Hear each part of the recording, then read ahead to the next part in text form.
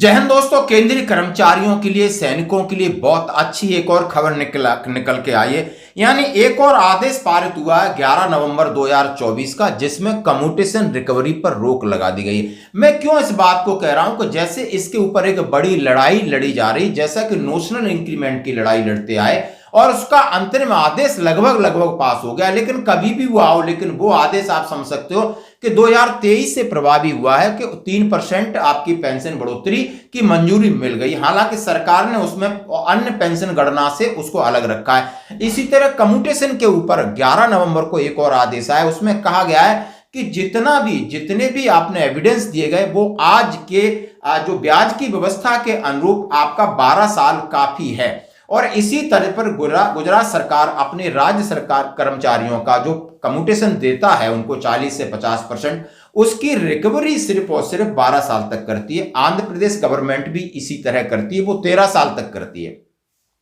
राजस्थान और हिमाचल गवर्नमेंट भी इस पर अपना काम कर रही है, संशोधन कर रही है कि 12 साल या 13 साल रखने का उनका पूरा एजेंडा है। लेकिन केंद्र सरकार को बार बार नसीहत मिली जा रही, बहुत सारी आईएएस लॉबी, बहुत सारे ब्यूरोक्रेट इसको पंजाब और हरियाणा हाईकोर्ट का उन्होंने एक स्टे ऑर्डर लिया है, वहां पर स्टे लग गया है। अब दूसरा स्टे आप ले लिया है Maharashtra government, central administration tribunal Mumbai की ब्रांच का एक ऑर्डर पास है, उसके बारे में बात करूंगा। इसके साथ पहले इसके लिए माननीय प्रधानमंत्री जी को ज्ञापन दिया गया, फाइनेंस मिनिस्ट्री को ज्ञापन दिया, सारी चीजों का कहेंगे। सैनिकों के लिए आखिर इसके लिए अब क्या उम्मीद बची है कि सैनिकों की जिस तरह हम एएफटी में केस गए थे, माननीय हाईकोर्ट ने कहा अभी आप रुक जाओ, केस फाइल हो रहा है हाईकोर्ट में, एएफटी में नहीं होगा, लेकिन क्या निर्णय किस प्रकार स्टे लगेगी या नहीं लगेगी, इन्होंने तो अपनी स्टे ले लिए। और एक कदम बढ़ते हुए महाराष्ट्र सरकार की सेंट्रल एडमिनिस्ट्रेशन ट्रिब्यूनल मुंबई ने एक आदेश दिया, उन्होंने सीधा सीधा कहा है। और honourable mister justice MG Sevlikar member हैं और ऑनरेबल मिस्टर संतोष मेहरा, इन्होंने एक ऑर्डर पास किया है। उन्होंने कहा है कि the applicants are claiming interim relief that the respondent shall not recover the amount of commutation pension from those employees who have completed 12 year after retirement.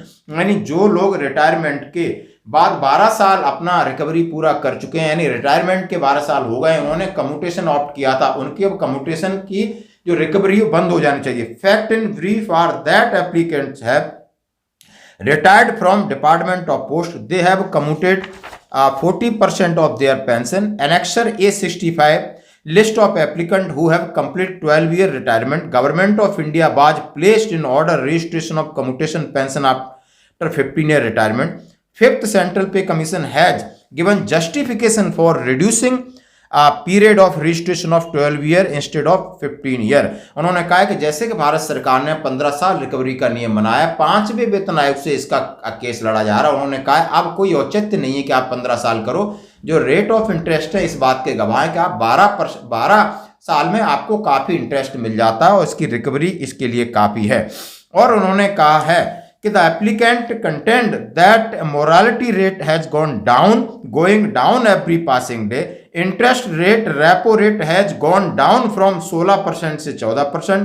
During the year 2014 से 2024 का हवाला दिया कि 5.5 से 6.5% आपके इंटरेस्ट कम हो गए हैं, तो आप कोई but there respondent have been rejected the application content that government Gujarat and government Andhra Pradesh have reduced the period of registration pension to 12 year and 13 respectively.